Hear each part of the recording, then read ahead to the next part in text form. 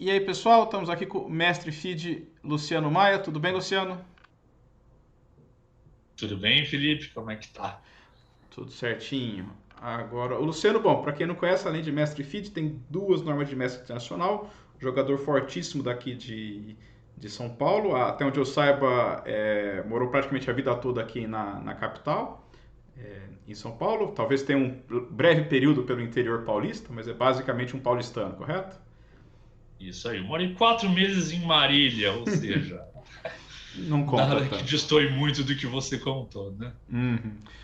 O Luciano, além de um forte jogador, nos últimos anos, talvez ele tenha se dedicado mais à arte de ser professor de xadrez.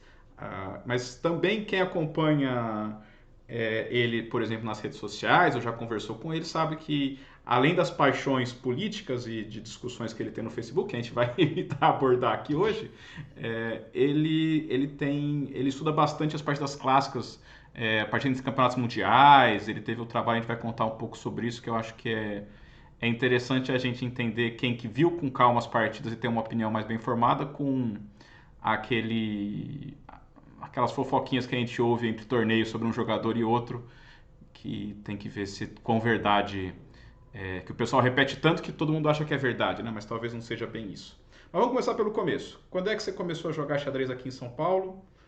Com quantos anos? Como é que foi?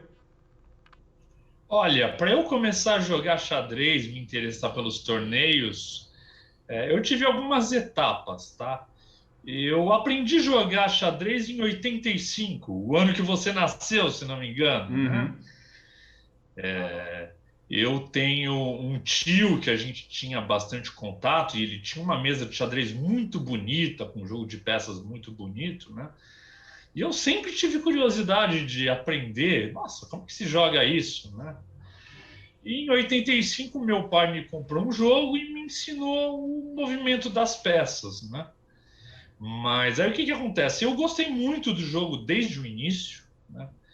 Mas eu não tinha com quem jogar. Vez ou outra tinha um amigo meu que sabia jogar xadrez, jogava comigo e, sei lá, jogava uma, duas partidas e depois mais 6, 7 meses sem jogar de novo, né? E o que que aconteceu para mudar esse cenário? Em 1990, ou seja, 5 anos depois, eu fui para casa de praia do meu tio, um tio chamado Silvio Maia, é um tio que joga xadrez, joga bem, né, no nível amador, tal, né? E um tio muito talentoso, ele toca violão, né, muito bem, gosta muito de música clássica, música popular brasileira, né? E ele tinha um livro do Gligorich, que era o Match do século, Match Feature Spassky, né? E eu vi aquele livro, eu fiquei deslumbrado. Nossa, tem, dá para reproduzir as partidas que foi jogada no torneio, né? Para mim isso aí foi um universo completamente diferente. E nisso meu tio viu meu interesse e tal, e me ensinou a anotação, ele me ensinou mate de rei torre contra rei, rei dama contra rei, né? E nisso deu uma despertada no meu interesse de xadrez, né? E nesse mesmo ano, né? No final do ano, eu estava jogando bola e quebrei o braço jogando bola. Tomei um rodo de um garoto lá e quebrei o braço. E aí o que que acontece? Eu ia ter que ficar basicamente o verão inteiro com o braço engessado. O que que eu ia fazer com o braço daquele jeito, né? Na época eu gostava muito de jogar Atari, aquele videogame Uhum. da, dos anos 70 e 80, né? E não dava para jogar jogo de reflexo com o braço do jeito que eu tava, né? E aí eu tenho um tio, sempre os meus tios aí me Uhum. ajudando, né? Que tinha um cartucho de Atari. E ele presenteou a minha mãe com esse cartucho. E quando eu joguei pela primeira vez, nossa, deu um boom, porque primeiro, o problema da falta de adversários foi solucionada, né? A partir daí, eu podia jogar sempre quando eu quisesse, né? Pera aí, só pra entender, E você aí diz eu varava é um cartucho, você diz um jogo de xadrez para Atari? Isso. isso, um jogo de xadrez para Atari. Um jogo lá, versão 1.0 do Chess Master, por exemplo, né? Uhum. E aí pronto, foi solucionado o meu problema de adversários, né? E eu varava a madrugada, meus pais vendo o interesse que eu tinha pelo jogo, o meu pai pegou e comprou um livro de xadrez, tenho até a dedicatória, já coloquei no meu Facebook. Isso foi em janeiro de 91, ou seja, 30 anos atrás exatamente, né? E daí a minha paixão pelo jogo se tornou algo que nunca mais apagou, né? Qual que é o livro que você ganhou do seu pai? É o Manual de Xadrez do Idel-Becker. Não, é bom. Todo mundo fala muito todo mundo fala do xadrez básico, né? Eu, por questões pessoais, realmente, eu gosto muito mais do Manual de Xadrez, né? Uhum. É Esse, uma paixão inclusive, mesmo. era o livro que tinha na minha biblioteca na escola. E eu lembro que eu folheava. Era interessante, né, para Ah, que começar. legal. Né, e esse livro, ele prioriza muito a parte histórica, fala curiosidades de grandes jogadores, né? Tudo isso despertou muito o meu interesse por história do xadrez mesmo, né? E aí, o que que acontece? Meu pai, vendo o meu interesse, ele procurou um lugar para se jogar. Eu acabei conhecendo um clube no Ipiranga, se chama CDR São José, que hoje ainda tem atividade lá, né? O Christian Grego, ele é o atual diretor de lá, né? Uhum. E foi o lugar onde eu comecei. Eu tinha 14 anos e o caçulinha, fora eu, era um senhor de 60 anos. Então, tinham 30 jogadores, todos eles de 60, 70, 80 anos, né? Inclusive, um desses frequentadores, ele é meu xará e eu resgatei um contato com ele, se chama Luciano Amaral. Eu já vi ele diversas vezes comentando as entrevistas que você faz. Ele gosta muito do seu trabalho, né? Que legal. E ele está sempre comentando. Ele é um dos senhores que jogava lá com a gente. É uma pessoa de um cavalheirismo no sentido mais literal do termo, uma pessoa muito legal, né? E eu gostava muito dele desde aquela época e eu fiquei muito feliz em resgatar esse contato com ele depois de tanto tempo, né? Mas era um moleque do quê? 14, 15 anos no meio. 14 anos, de 13 para 14 no meio de veteranos lá, né? E pra você tava ótimo. Para mim estava ótimo, sem problema nenhum. Mesmo porque a obrigação de ganhar era deles, né? Eu era o garotinho, então eu não sentia responsabilidade nenhuma, né? Qualquer ponto que você tirasse era para comemorar. Mas, assim, você chegou no clube, começou a. Exato. Bom, você já teve contato. Esse livro do Glicoric é um livro que eu gosto também, mas imagino que você tenha achado até um pouco avançado quando você leu. Aí você leu o manual. Como é que foi para a É, evolução depois disso? então, olha, a primeira vez que eu tive no São José, eu não sei se você já teve esse tipo de sensação, você já conheceu alguém que tivesse esse tipo de sensação. Eu estudei alguns livros e aí eu jogava lá na cantina do meu pai, jogava sempre no nível amador, tal, né? Ganhava de todo mundo. Qual era a impressão que eu tinha? Eu tinha a impressão que eu era imbatível na época, né? Falei, pô, eu nem sabia o que era grande mestre, nem nada, mas eu achava que eu ganhava de todo mundo. Via as anotações dos livros, achava que entendia aquilo, né? Uhum. E aí eu fui jogar nesse clube, um senhor chamado Arquimedes Tasso, que eu considero meu primeiro professor, foi um grande entusiasta da, do meu progresso no xadrez, né? Ele recebeu eu e meu pai muito bem lá, quis jogar umas partidas comigo, né? E eu falei, nossa, agora eu vou dar um pau nesse senhor aqui para impressionar ele, né? Uhum. E jogando essas partidas, a gente jogou umas 4, 5 partidas. Lá eu tive uma ideia do que era o mundo real, né? Que aí a gente jogou as 4 partidas, eu não via a cor da bola, né? E aí ele falou para o meu pai: olha, eu dou aula para ele se ele tiver interesse, ele vai começar a jogar os torneios aqui. E foi assim que começou, né? Ah, bacana. Bom, a evolução, claramente você está falando, isso é um nível bem amador. Você acha que depois da sua evolução até se tornar um forte jogador, foi na questão prática mesmo, de frequentar muito clube, ou você era um cara que você acha que você estudou bastante, isso que ajudou na sua evolução? Então, olha, eu, na verdade, eu demorei muito para melhorar, tá? Em termos de São José, eu consegui virar um melhor jogador de São José, uns 2 anos. Acho que em 93 eu já estava jogando pau a pau com os melhores lá, né? Aí eu fui para a escalada seguinte, eu fui para o Clube de Xadrez São Paulo, que é onde realmente existem as ratazanas, um jogador ingênuo lá não sobrevive nos torneios, né? E eu tive bastante últimos lugares lá até começar a melhorar, né? E lá eu conheci um pessoal da minha idade, né? Eu conheci o Alvinho, que hoje é um dos meus melhores amigos que eu fiz aí durante a vida, né? Eu conheci o Vinícius Marques, que hoje é mestre internacional, era da nossa turminha também. Outro amigo nosso era o Christian Lofredo César, esse eu acho que você não conheceu. Não.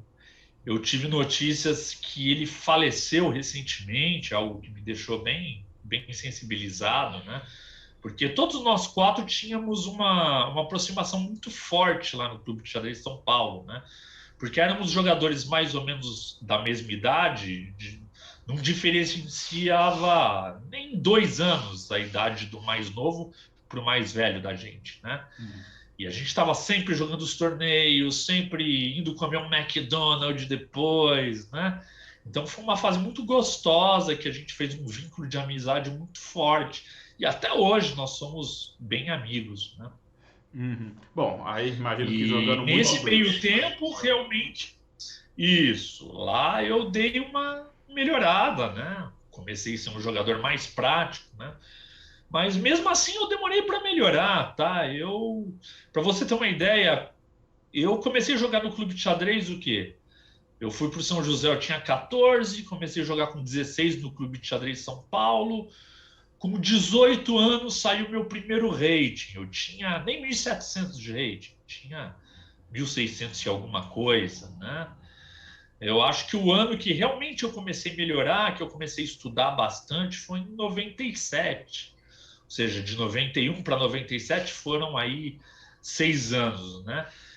Foi o ano que eu ganhei minha primeira partida de um jogador com mais de 2.200, né? No Interclubes eu ganhei do Peliquian, que na época tinha 2.400 de rating, e a diferença minha para ele era a diferença basicamente, sei lá, algo parecido como eu e um super GM de 2.700 de rating. Foi uma super zebra, né? E foi o ano que eu comecei a ter alguns resultados assim, né? Então demorou para aparecer os resultados, mas aí começou a aparecer em 97. O que é interessante é que eu nunca liguei para resultado na época, né? Eles foram aparecendo sem eu me cobrar para isso, né? Mas Eu nunca tive. você lembra de algum livro que você estudou, alguma coisa que você fez diferente, assim? Porque de 90 a 96 você está falando que foi muito Ping e muito McDonald's, né? Então o que aconteceu em 97 que Aham. deu esse salto, vamos dizer assim? Ou você acha que é um acumulado dos anos? Não, eu realmente eu estudei alguns livros, né? Em 97 especificamente, né? Eu acho que alguns livros que foram bons para minha formação, vamos dizer assim, né? Eu estudei o clássico amarelinho do Smyslov, né? Que não tem jeito, todo mundo se apaixona por aquele livro, né? Desde a primeira partida, aquela partida dele com 14 anos, com o Gerasimov, que ele sacrifica, tem aquele torre D3, né? Essa partida já chama a atenção de todo mundo logo de cara, né? Eu estudei o livro de partidas selecionadas do Botvinnik. Eu sempre gostei muito de livro de partidas, né? Eu tive contato com um sistema que eu, francamente, não gostei desse livro, mas eu estudei ele na época, né? São alguns livros aí que me vêm à mente que eu estudei. Eu estudei também livros de finais que eu achei que foram muito importantes para mim. Se é para dizer, olha, quais foram os livros mais importantes para minha formação, que eu senti um resultado prático, mais concreto, realmente foram os livros de finais que eu estudei, né? O Best for Ending, do Spielman, o xadrez, o livro de finais práticos do Keres, né? o livro de finais práticos do Fine, todos esses livros eu achei que foram muito importantes para mim. Não, você está lendo um material de um povo de respeito, com certeza, né? Quem, quem já conhece sabe que você tem um bom conhecimento exatamente desses clássicos, né? Você sempre se interessou talvez começando lá atrás com o seu primeiro livro, né, que você falou que tem uma base mais histórica. Você sempre gostou da história do jogo tanto quanto o jogo ou foi uma coisa que veio depois? Eu realmente sempre gostei da história do jogo, né? Eu, por exemplo, o Manual de Xadrez do Dale Becker, eu demorei para ver as partidas do livro, né? Eu li o conteúdo escrito, eu li todas as histórias, li todas as curiosidades, tudo isso estimulou bastante o meu interesse pela história do jogo, né? Eu sempre fui um grande fã das colunas do Herman e do Helder, e tanto o Herman como o Helder, eles sempre escreveram muito sobre a história do xadrez na época, né? Tudo isso realmente estimulou aí algo como se fosse uma paixão paralela pelo jogo mesmo, né? Uhum. Sim, até porque a E, gente sabe que e tem o ambiente jogadores. que eu tive em si... Não, pode falar. Não, pode falar. Não, não, o que eu ia citar é que a gente sabe que tem jogadores consideravelmente fortes com quase nenhum conteúdo histórico, né? Porque não é exatamente necessário, É, né? Ou tão necessário, pelo menos para a evolução. exatamente. Como eu não estava tão interessado em melhorar o meu ambiente em xadrez, o meu nível enxadrístico, eu sempre levei o xadrez como algo que eu gosto muito e eu sempre tive a parte competitiva meio à parte. Eu nunca gostei muito de competir. Eu não sou. Não é que eu tenho jogado pouco agora. Eu sempre joguei pouco, sempre. Né?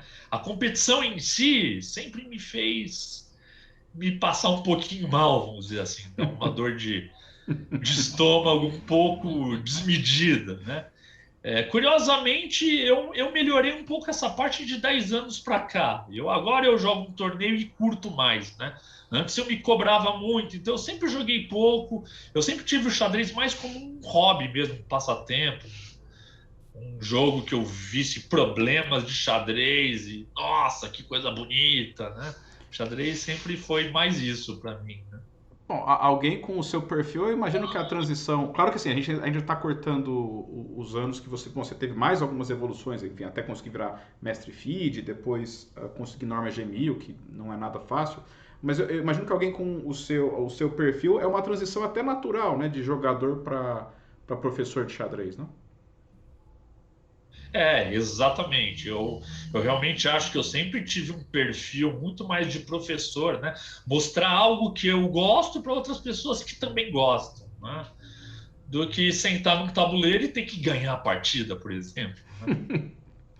Mas hoje você vamos dizer assim, o torneio, se tiver torneio você vai, pode jogar, pode se divertir, mas a sua vida é como professor de xadrez. Isso. A minha vida é como professor de xadrez. Eu gosto de jogar, claro, por exemplo. Eu não consigo passar um dia sem jogar umas partidas de Blitz na internet. Né? Uhum. Adoro jogar xadrez, né? Mas realmente o fato de eu, como professor, eu não tenho uma cobrança de resultado, uma cobrança que, na verdade, ela não existe. Sou sempre eu que fiz essa cobrança aqui. Não sei porquê, na minha cabeça eu tinha que ir bem nos torneios, né? Mas o fato de eu não ter essa cobrança em mim sempre me fez me pensar mais como um professor de xadrez mesmo, né? Uhum. É algo que sempre me despertou mais interesse, mais prazer. Ver xadrez com alguém que gosta de xadrez também, né? Não, sem dúvida. E antes da gente mudar um pouco de assunto, eu queria que você falasse só um pouquinho mais, assim, você teve, claro, assim, você, nesses anos 97, 98, você teve um salto, mas eu imagino que você teve ou pelo menos mais um salto, até você se tornar, chegar, vamos dizer assim, no seu auge, conseguir as normas. Então, você tem algo que você acha que você fez de específico que te ajudou a dar esse salto até quase aos 2.400, algum tipo É, de estudo, algum material, assim, qual foi o tá. segredo, vamos dizer assim? Então, é assim, em 97 saiu meu primeiro rating feed, né? Uhum. Saiu 275, um rating que na época eu achava que estava muito acima da minha força real, né? E conforme eu fui jogando os torneios, eu fui percebendo que não, aquele rating não estava acima da minha força, ele estava condizente com a minha força, né? Uhum. Então realmente demorou para eu melhorar, mas de repente os resultados começaram a aparecer, né? Eu comecei a jogar torneios e comecei a ganhar as partidas, né? Então, essa foi uma fase que, quando eu vi os resultados aparecerem, eu tive, eu tive realmente o interesse. Opa, até quanto dá para eu melhorar ainda, né? Uhum. Em 97 eu comecei a levar o xadrez mais a sério, né? E eu fui para os 2,250 depois de 3 anos, né? Assim, sempre joguei muito pouco, isso eu acho que foi bem importante, um fator muito importante para demorar eu subir meu rating. Uhum. E também me fazer descer pouco também, né? E quando meu pai faleceu, eu perdi meu pai em 2003. Eu tinha 2,250 de rating, né? Meu pai faleceu em 2003 e eu cheguei nesse rating mais ou menos na casa dos 2,200 em 2000, ou seja, foi 3 anos de 97 até chegar a 2,200 em 2000, depois mais 3 anos para chegar a 2,250. Nessa fase que eu perdi meu pai, eu comecei a estudar xadrez meio compulsivamente, né? É uma forma de preencher, né, o vazio que eu sentia pela perda do meu pai, né? E essa dedicação exclusiva que eu dei fez eu melhorar muito rápido também. Eu tenho um segundo salto, né? Então, por exemplo, em 2005, eu me lembro que eu estudei aquele livro de partidas selecionadas do Lasker, um livro de 70, 80 partidas, né? E é um livro que os comentários não são muito bons, né? O autor é o Luiz Palau, um argentino, né? Mas a seleção de partidas é muito boa. Lasker jogava muito bem, jogava um xadrez muito interessante e as partidas eu tirei muito proveito delas, né? E eu senti que depois da leitura daqueles livros eu tive de novo um grande progresso, né? Tanto que alguns meses depois eu joguei uma Copa Itaú, eu cheguei a 2.300, ou seja, ganhei no período de 3, 4 meses, eu ganhei 50 pontos de rating, né? Passei os 2.300 e virei Master Feed. E nesse torneio eu fiz a minha primeira norma de mestre internacional, né? Então, por causa desse progresso rápido e tal, eu considero que essa foi a época que eu mais me dediquei como jogador, né? Que eu estudei mais, que eu joguei mais, né? Foi onde eu realmente progredi bastante, né? Tanto que em 2007 eu encostei os 2.400, né? Um progresso assim, considerando a minha realidade, né? As minhas limitações de xadrez e considerando eu nunca tive um grande talento natural e nunca fui alguém que me dediquei muito, né? Sempre demorei para melhorar. Então, considerando tudo isso, toda essa realidade, eu acho que foi uma época que eu melhorei rápido, né? E realmente eu acho que esse livro do Lasker foi algo que me fez melhorar muito rápido, né?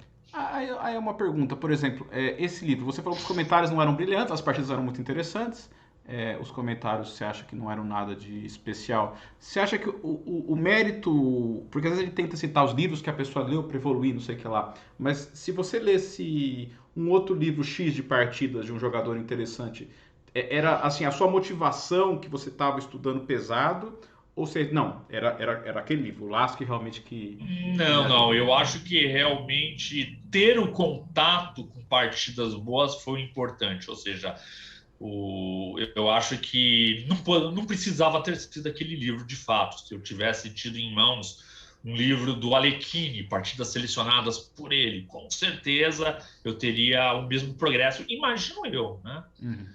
Não, isso Nesse é meio. interessante. Porque não quer dizer que não tem um caminho único, né? Assim também.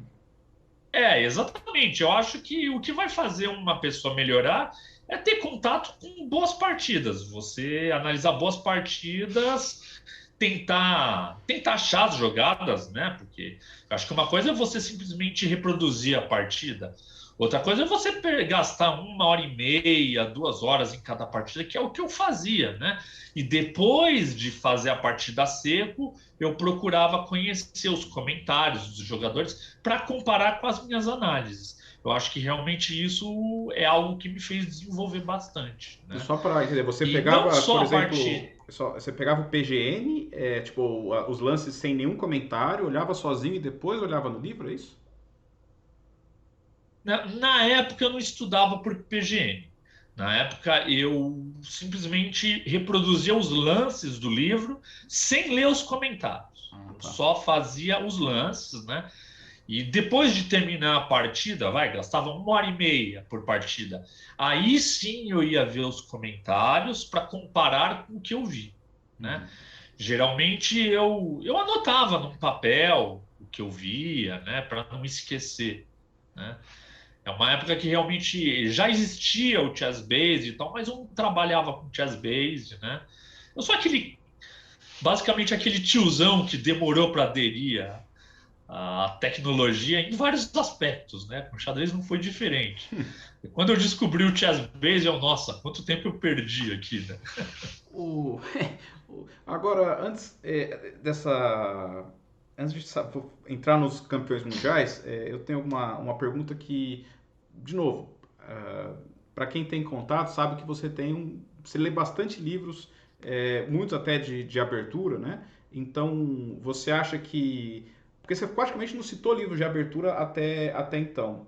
Por que do nada, em algum momento, você já era, eu não vou falar a palavra aposentado, porque não é isso que eu quero dizer, mas assim, quando você já não estava mais tão focado nos torneios, você tinha um intuito tão grande em melhorar nessa parte e não antes? Ou é porque simplesmente é algo que você gosta?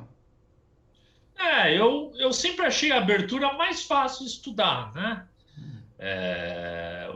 A abertura, você tem que entender algumas ideias, tal, né? Mas é uma coisa muito mais cômoda de estudar do que uma partida que você tem que entender as nuances posicionais, tem que calcular, né?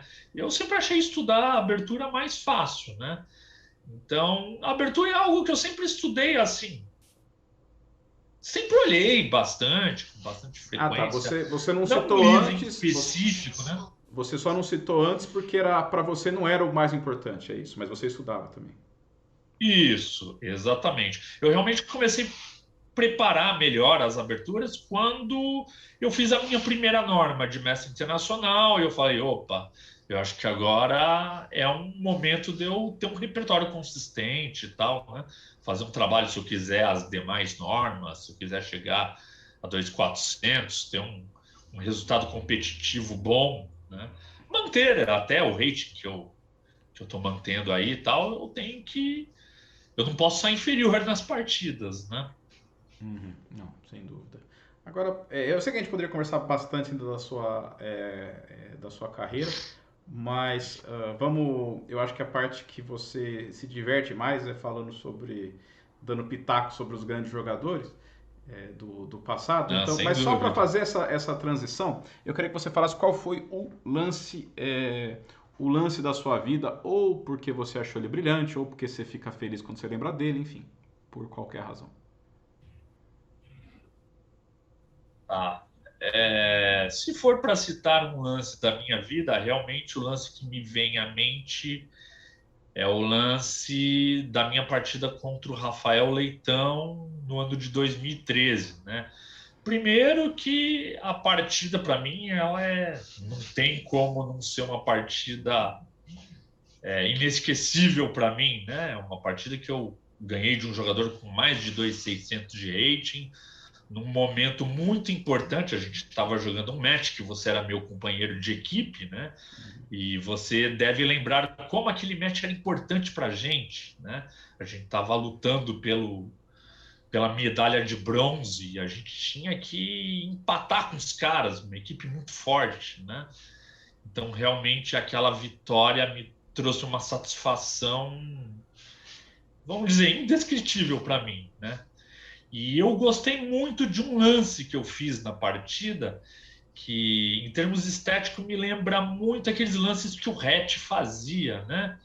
Um dama H1, assim, lá longe do fianqueta, né? É o tipo de lance que eu sempre vi o Hatch fazendo nas partidas dele, sempre falei, puxa, gostaria de fazer um lance como esse, né? E curiosamente eu tive a oportunidade de jogar um lance desse justamente com um dos adversários mais fortes que eu já tive o privilégio de enfrentar, né? Então realmente o dama B1 seguido de dama H1 da minha partida com Leitão é o lance mais inesquecível para mim. Não, bacana. Tá feito. Fez isso para fazer um vídeo tentando explicar ele. Foi num JASC, né? Jogos Abertos de Santa Catarina, mas que não deve ter na base, mas eu tenho certeza que você tem essa partida para compartilhar. Não, eu te passo. Bom, agora vamos para a parte histórica, né? Primeiro, conta um pouquinho do que foi o seu estudo histórico e que você viu.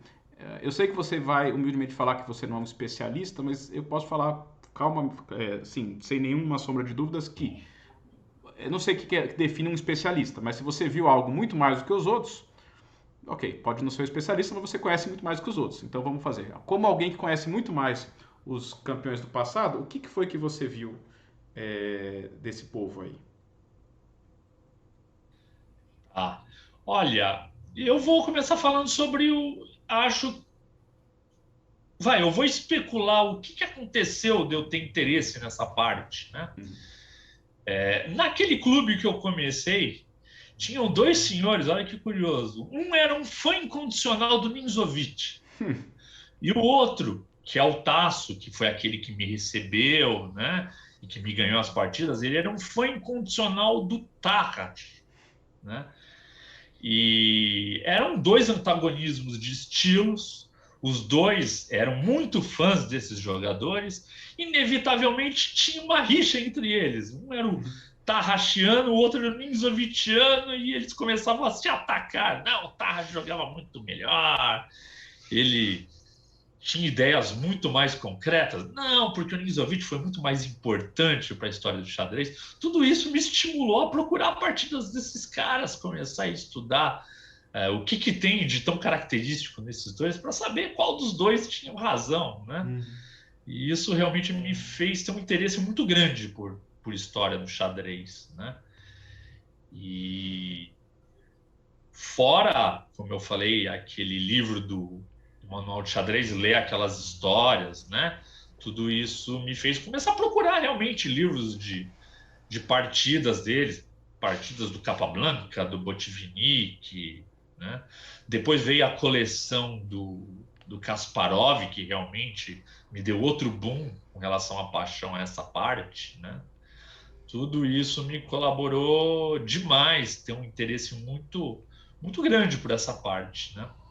Mas você chegou a ver partida a partida de todos os campeonatos mundiais até o match revanche Alekhine-Ev, é isso? Isso. Eu vi desde os. Olha, o primeiro match que eu vi as partidas foi o match de 1866 entre o Anderson e o Morph, né? Desculpa, o Anderson e o Morph. Mas o Anderson e o Morph, desculpa, foi anterior, né? Foi em 59, eu acho, né? Foi o primeiro match que eu comecei a ver. Antes eu acho que é mais curiosidade histórica mesmo, né? Mas Morph e Anderson já eram dois jogadores consistentes, já jogavam um xadrez muito bem jogado, né? Falei, não, essas partidas vale a pena eu dar uma olhada, né? E vi todas. É um match que o Morph ganhou fácil, mas tem muito boas partidas lá, né? Curiosamente, o melhor resultado do Anderson no match foi jogando A3 de lance 1. Né? Ele jogou 3 partidas, ele fez 1,5 jogando A3, mas ele podia ter ganho as 3 partidas. Né? Que ganhou o nome dele, o lance, né? Isso, exatamente. Que não tem nada a ver com o estilo dele, né? O Anderson é um jogador que gostava de atacar, fazer combinações, jogador de Gambito Evans, né? Mas a história do jogo resolveu homenagear ele com lance A3. Né? Mas você acha que foi... Porque assim, exatamente por ele saber de atacar, ele... Por exemplo, eu não sei em que momento no match ele jogou esse lance, mas se eu ouvisse essa história sem pensar muito, eu pensei, não, ele tava apanhando de tudo quanto é jeito, e tava entrando em tilt e quis jogar A3 para ver se mudava um pouco o rumo das coisas. Ou não? Porque o que tem a ver o A3 com o Anderson? Por que ele decidiu jogar isso, você acha? Nossa, eu acho que isso é difícil especular, né? O que eu acho é o seguinte, um match geralmente não o resultado final, muitos dos matches, ele não expressa o que foi a dureza do match, né? Então, por exemplo, o segundo match do Elvi contra o Alekhine, embora o placar tenha sido dilatado, ele não expressa a dificuldade que o Alekhine teve para ganhar aquele match, que começou muito equilibrado. O Alekhine ele começou a ganhar bem nas 4, 5 partidas finais do match, né? E eu acho que uma série de fatores pode colaborar com isso, né? Um jogador perde 2 partidas em seguida, ele fica abalado, não tem como, né? Uhum. Eu acredito que isso é o que pode ter acontecido em muitos matches. Esse match do Elvi, por exemplo, né? Eu acho que isso foi o que aconteceu, por exemplo, no match Capablanca e Lasker de 21, porque o match estava muito equilibrado, de repente o Capablanca ganhou uma partida aqui, uma ali, o Lasker não conseguia tirar nada das partidas, isso abalou ele demais também, né? Eu não sei dizer se isso foi o que aconteceu no match do Anderson, né? Mas realmente eu acho que o Anderson ele sentiu uma dificuldade extrema, ele percebeu que ele estava jogando com um jogador muito forte, né? E o fato dele ter ganho a primeira partida, o Anderson ele ganha a primeira partida desse match, né? Talvez tenha feito ele se iludir. De repente ele viu que ele não conseguia mais ganhar uma partida dele, né? Talvez isso realmente tenha influenciado. Ele falava, olha, E4 aqui não estou conseguindo nada. Vou jogar alguma coisa diferente e passou a jogar aqueles A3 dele, né? É curioso que deu relativamente certo, né? Foi o melhor momento dele no match, vamos dizer assim, né? Pois é. Agora, então vamos por partes. Então, o Morph, você teve um contato maior. O Morph, que era, sei lá, o jogador preferido do Fischer, por exemplo. Muita gente fala muito bem dele. Vamos ser sinceros que a grande maioria das pessoas vai ter de memória a vitória do Morph contra o Duque e o. Não sei se era o Conte, Isso, não sei, essa da partida Ópera. da ópera, né? Exato. Que cá entre nós não é a partida mais bem jogada da história.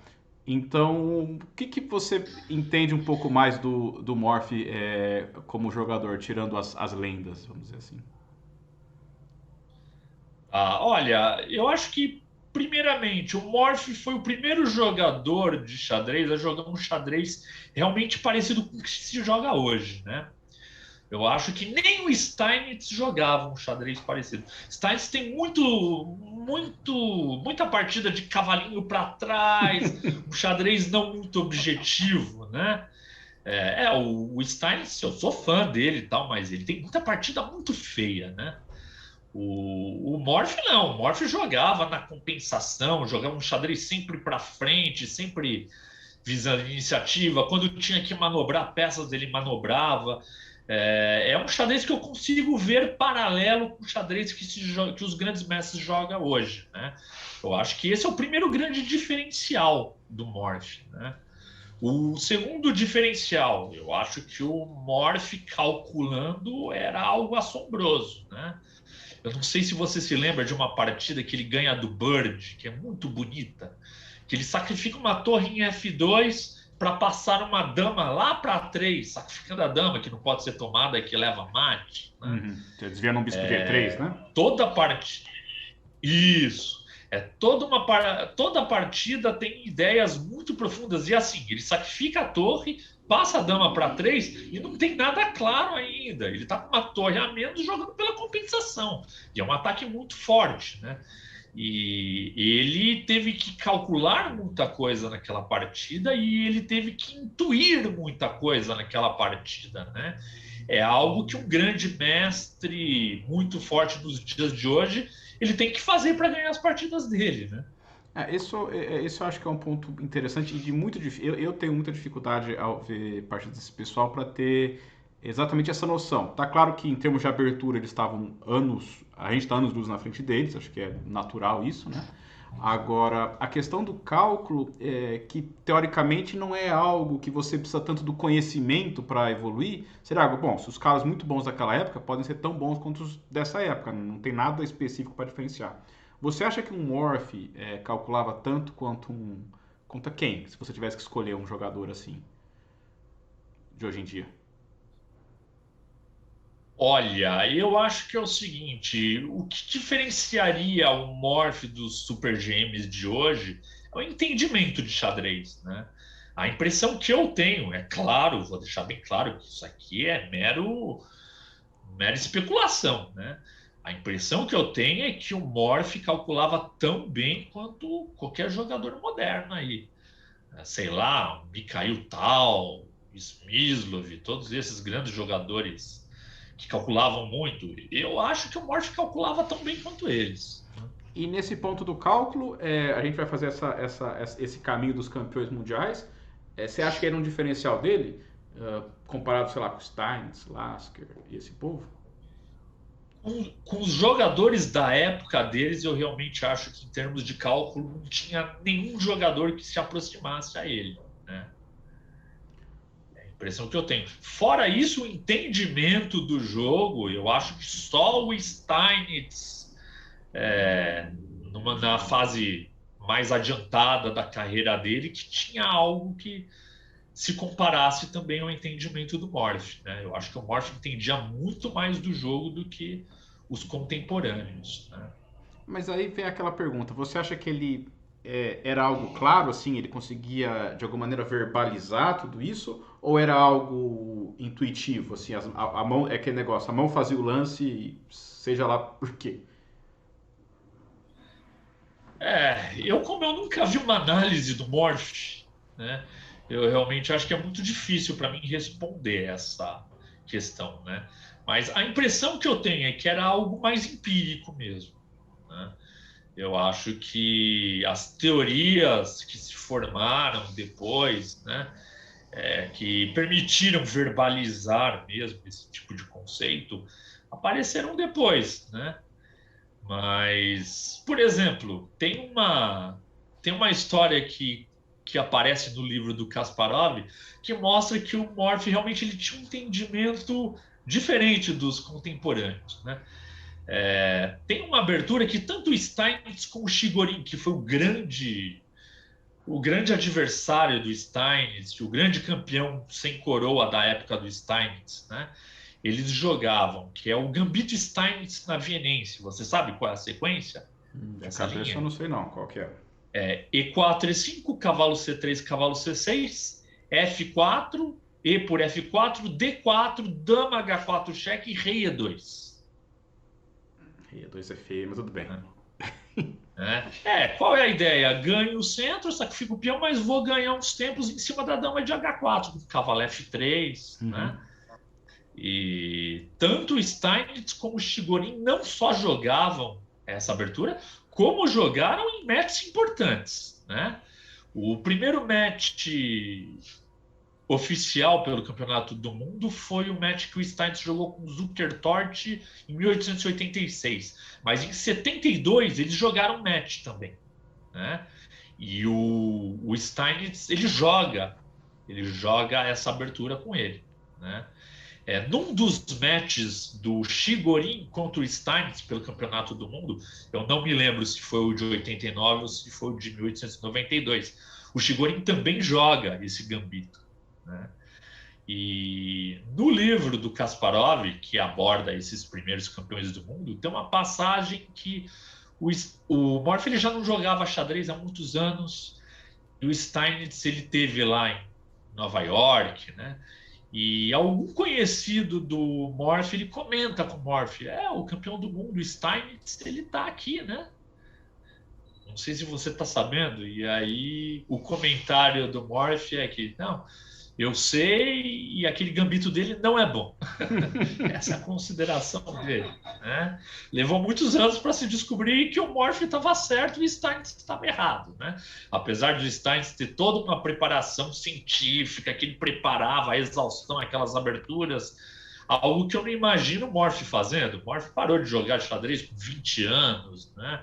Ele estava mais interessado em jogar do que em formular teorias, né? Então, realmente, eu acho que essa parte empírica do Morphy era algo que fazia o talento dele ser algo inato mesmo, né?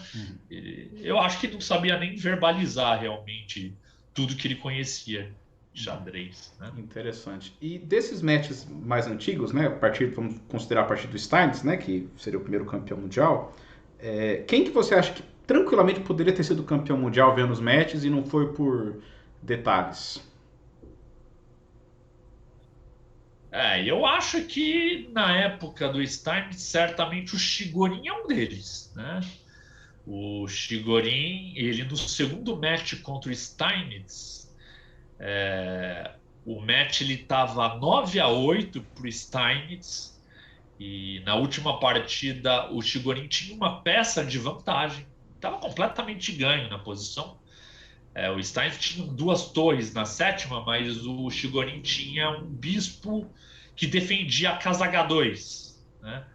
E ele simplesmente desviou o bispo daquela casa e permitiu o mate em 2. Foi uma forma calamitosa de perder o match, né? E existem os relatos do que aconteceu, tá no livro do Idelbecker, né? Ele fala que tem um comentarista que fala que logo depois do Chigorin fazer o lance, ele fica pálido, né? E todo mundo começa a comentar, puxa, que forma calamitosa de perder uma partida, né? Então, o Chigorin, ele estava próximo. Se ele ganha aquela partida, Deus sabe o que ia acontecer depois, né? E a impressão que eu tenho vendo as partidas do Chigorin, o meu palpite é que o Chigorin não era mais fraco que o Steins. Eu acho que eles estavam lá num patamar muito parecido, né? Certo. Antes para ir para os próximos, seria só uma pequena dúvida em relação ao Chigorin, que é uma coisa que desde que eu era bem garoto eu ouço e assim, eu já vi um exemplo ou outro para tentar comprovar isso, mas é tão claro que o pessoal fala que um dos problemas, sei lá se são os problemas, uma das características do Steins é que ele era muito dogmático.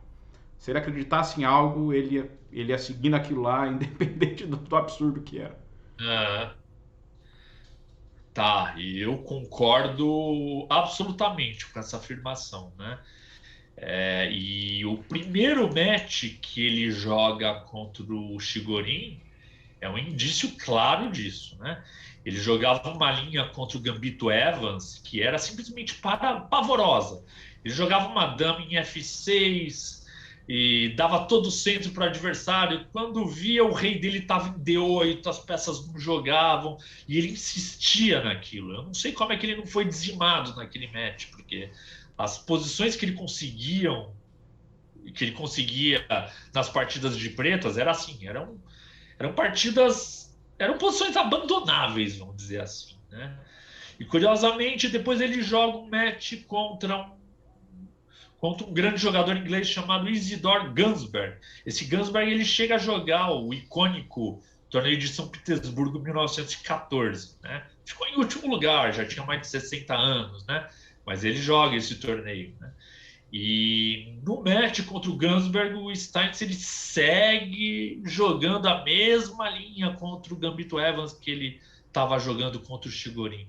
Ele só mudou essa linha quando ele foi jogar no segundo match com o Chigorin. Ou seja, né, é teimosia no sentido mais literal do termo, né? Ele poderia realmente ter perdido esses matches, porque ele jogava aberturas simplesmente pavorosas, né? Já o Lasker, acho que era considerado o inverso, ele é ultimamente muito mais flexível com relação a isso, né? Sim, sem dúvida nenhuma. E eu acho que todos os grandes jogadores, eu acho que essa é uma característica talvez exclusiva do Steinitz, né? Eu não sei se... Eu ouvi falar que na época, lá meados do século XIX, um pouquinho depois, existia alguns... assim, uma questão de honra no xadrez em vários aspectos. Por exemplo, uma delas é que um gambito tinha que ser aceito, né? Eu já li em mais de um livro sobre isso. Então, por exemplo, um jogador que jogou o Gambito Evans, jogar bispo B6 era uma atitude covarde. E os jogadores eles insistiam sempre nesse princípio. Não, minha honra aqui eu tenho que tomar esse peão. Eu não sei se esse tipo de mentalidade está atrelada na postura do Steinitz, né? Mas o fato é que o Steinitz realmente ele era muito insistente em aberturas que eram completamente absurdas, né? Quase sem sentido explicar, né? Agora, com relação Exatamente. ao Lasker, o cara, se eu não me engano, ficou 27 anos como campeão mundial, ou algo assim, um tempo monstruoso. É um jogador excepcional, mas, dizem as más línguas, que ele não jogou com todo mundo que ele deveria jogar pelo título mundial. Ele foi superior a todo mundo por 27 anos, ou ele se omitiu de algumas batalhas, vamos dizer assim? Ah, então, eu acho que uma coisa, a gente tem que sempre distinguir o caráter de um jogador com o xadrez dele, né? Eu acho que a gente pode falar sobre isso em relação ao Lasker, em relação ao Alekhine, por exemplo, né? O Lasker, realmente, a postura dele como campeão do mundo foi uma postura extremamente oportunista, né? O que acontece? Até o advento da FIDE, né? E mais precisamente a morte do Alekhine, quando unificaram o título fazendo aquele torneio de candidatos de 1947-48, né? O Steinitz tinha formulado uma regra que é o seguinte: ninguém melhor que o campeão do mundo para apontar quem é o adversário digno de jogar contra ele, né? E o Steins realmente seguiu a risca essa regra, sempre procurou pelos jogadores mais fortes, né? Mesmo o Gansberg, que pode ser questionável, né? E ele queria jogar um segundo match com o Chigorin ele recusou, e dada essa recusa, ele pegou o Gansberg, que não era nenhum capivara também, né? Mas realmente, quando chegou o Lasker, o negócio degringolou, né? O Lasker escolheu jogadores que não tem condição, né? O Marshall, por exemplo. Marshall, eu não sei se o Marshall chegou a ser top 5 do mundo, né? Questionável, né? O Janowski, pior ainda, né? O Janowski eu acho que nunca chegou a ser top 10, né? Então, realmente, o Lasker, ele soube escolher bem os adversários dele, né? Agora, a pergunta essencial é: durante todo esse tempo, qual foi o tempo que ele realmente era o melhor jogador do mundo, né? Foi a pergunta que você fez para mim, que eu acho que é a pergunta mais relevante aqui mesmo, né? Olha, eu acho que quando o Lasker ganha o match do Steinitz, o meu palpite é que se ele não tem a força do Tarras, ele ele tá no mesmo nível. Eu acho que o Lasker era o jogador mais forte, tá, do mundo quando ele ganha o primeiro match de Steins, né? Depois vieram alguns torneios que eu acho que o Lasker consolidou isso, né? Teve aquele torneio famoso de São Petersburgo, 1896, que jogaram o Steinitz. Tirando o Tarj, jogaram todos os melhores do mundo. O Tarj só não pôde jogar porque teve se não me engano, um congresso de medicina e ele optou por esse congresso, né? Mas jogaram, se não me engano, foram 5 ou 6 partidas. Jogaram o Lasker, o Pillsbury, o Chigorin e o Steinitz. E se bateram entre eles, né? Se não me engano, foram 5 partidas, não foram 6 partidas. Meio bizarro, né? Ou seja, cada um jogou uma partida a menos de brancas ou de pretas, né? Mas o Lasker ganhou com propriedade o torneio e eu acho que lá ele deixa bem claro que ele é o melhor jogador do mundo, né? E eu acho que até 1914, quando ele ganha também o torneio de São Petersburgo, ganhando aquela partida famosa na Rui Lopes das Trocas do Capablanca, né? Eu acho que a gente pode falar ainda no Lasker como campeão do mundo. É discutível, o Rubinstein era muito forte na época, poderia ter ganho um match do Lasker se tivesse jogado um match com ele, né? Mas o meu palpite, eu acho que o Lasker ainda era o melhor jogador do mundo naquela época. Então, eu diria que de 1894 a 1914, o Lasker era o melhor jogador do mundo. 20 anos, é um tempo realmente impressionante, né? Mas que o Lasker se desviou dos testes, isso aí sem dúvida, né? Ele ficou 10 anos sem jogar depois que jogou o primeiro match com o Steins, e depois mais 10 anos até jogar um match contra o Capablanca, né? Não, é um absurdo. Você ir para as viúvas do Rubinstein, você diria que não dá para falar que ele teria sido campeão mundial. Ia ser um match duro, mas não mais do que isso. Ou dava para cravar alguma coisa? Eu sou fã incondicional do Rubinstein, tá? Eu acho o estilo do Rubinstein algo absolutamente elegante, né? E assim, se ele tivesse jogado um match com o Rubinstein, eu acho que o auge da carreira do Rubinstein deve ter sido aí, 1911 a 1914, 1915, né? Impressão que eu tenho, né? Eu acho que o Rubinstein poderia ganhar sim o match do Lasker. Eu acho que nem sempre um match pelo campeonato do mundo foi ganho pelo jogador mais forte, né? Mas eu acho que o Lasker era favorito. Na minha opinião, pelo xadrez que eu vi, pelas partidas que eu vi dos dois, eu acho que o Lasker era favorito. O Lasker era mais jogador, né? O Lasker é aquele cara que nas partidas decisivas ele dava um jeito de ganhar, né? Foi assim naquela partida de São Petersburgo em 1914 contra o Capablanca. Foi assim no icônico match dele contra o Schlesinger, que ele tinha que ganhar a última partida e ele ganhou a partida, né? Existe uma teoria que você já deve ter ouvido falar, que foi imposto que o Schlesinger teria que ganhar pelo placar de 2 partidas a mais, né? Isso aí tem até alguns livros que defendem essa tese, né? Mas se você ver o histórico do match, não tem como acreditar nessa tese. Inclusive, na outra partida, na última partida, o Lasker joga um G4 que não tem como. O jogador que está jogando para empatar, ele não joga aquele G4, né? Então, eu realmente acho que o Lasker tinha que ganhar aquela partida e o fato é que ele ganhou a partida. O Lasker, eu acho que mais do que ninguém, partidas decisivas ele tinha que ganhar, ele dava um jeito e ganhava. Ele era um jogador nato mesmo, né? Tem. Algo que eu não via no Rubinstein. Eu não via essa parte prática no Rubinstein, né? Então eu realmente acho que no match competitivo, eu acho que as qualidades competitivas do Lasker dariam uma vantagem teórica para ele. Legal. Tem um livro do Num sobre o Lasker, e o que ele mostra de partida que o Lasker saia triturado da abertura e conseguia lutar e virava realmente impressionante. É impressionante, né? Algumas partidas no México contra o Janovski, tem uma partida que o Janovski roca grande, parece que o Lasker vai perder rápido lá, né?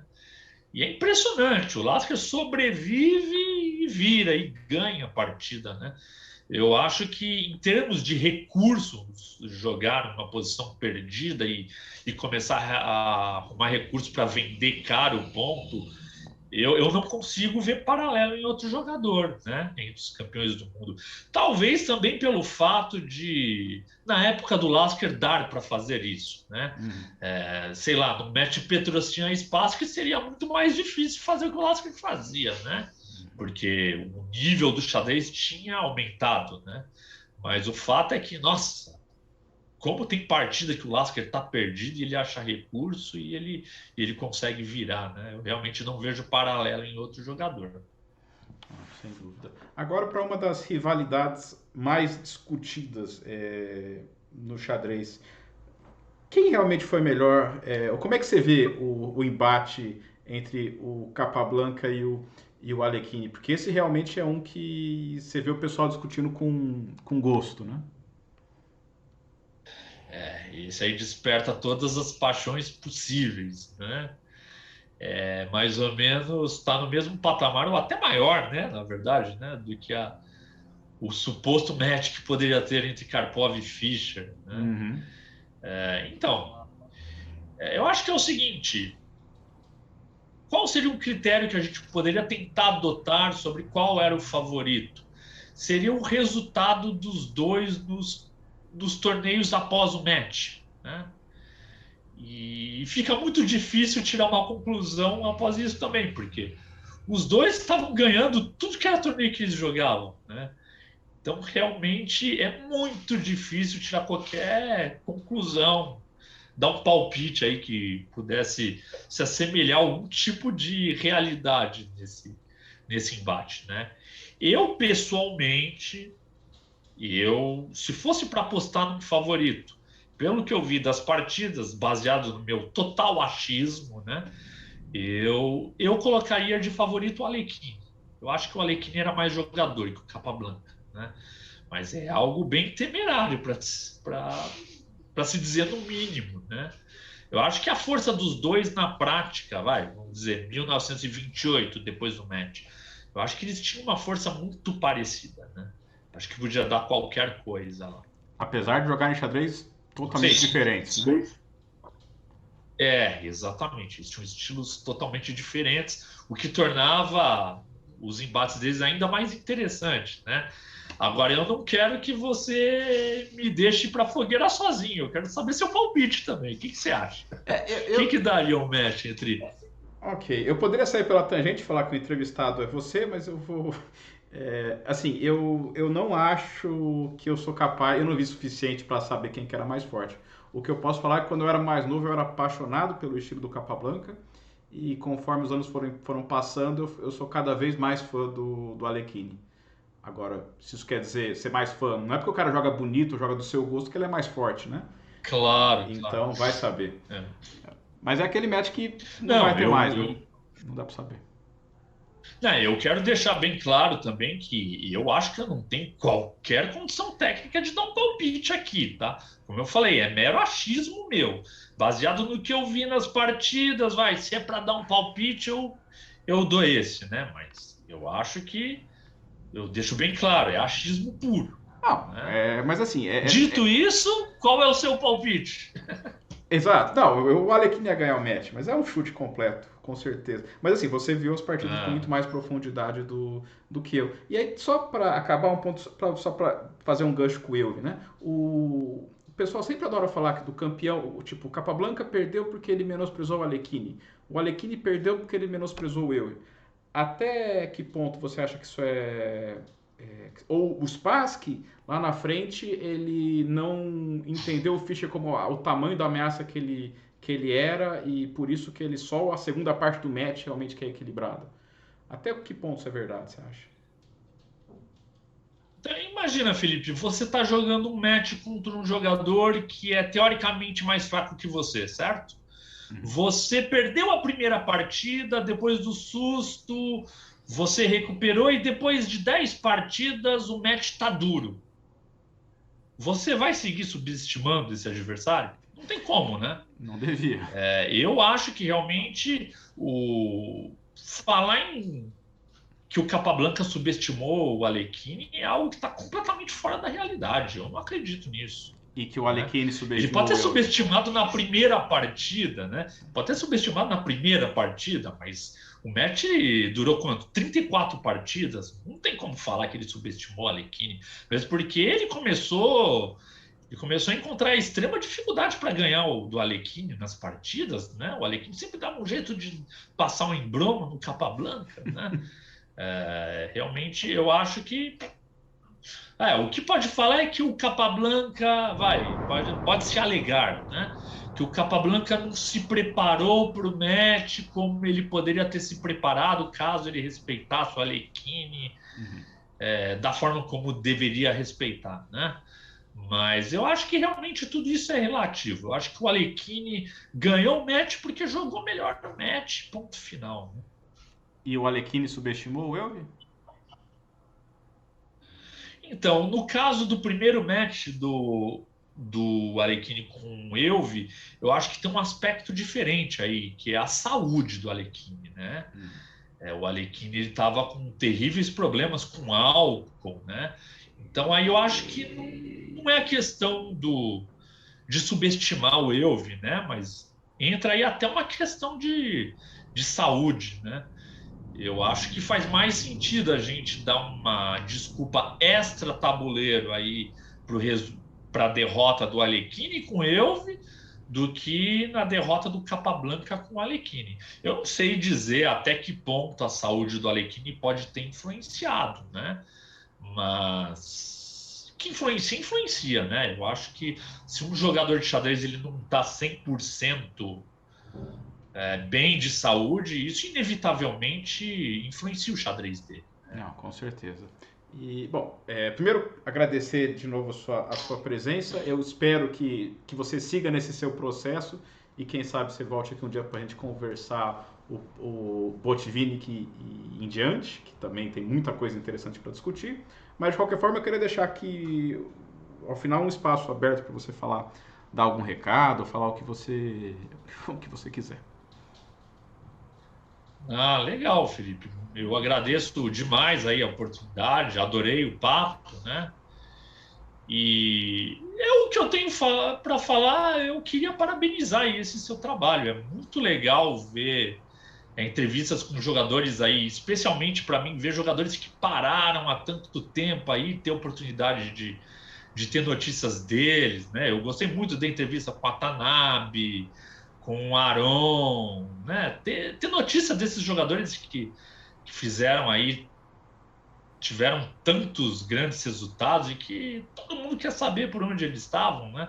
Então, realmente achei que foi um trabalho aí pioneiro aí da sua parte e eu só tenho a parabenizar e agradecer aí pelo trabalho. Eu acho que a comunidade enxadrística só tem a ganhar com isso. Bom, obrigado, Luciano, acho que pelas palavras. Espero que você volte para um segundo tempo algum dia e tenho certeza que o pessoal lá em casa gostou desse papo tanto quanto eu. É isso, até mais, pessoal. Falou, Luciano. Valeu, Felipe. Um abraço.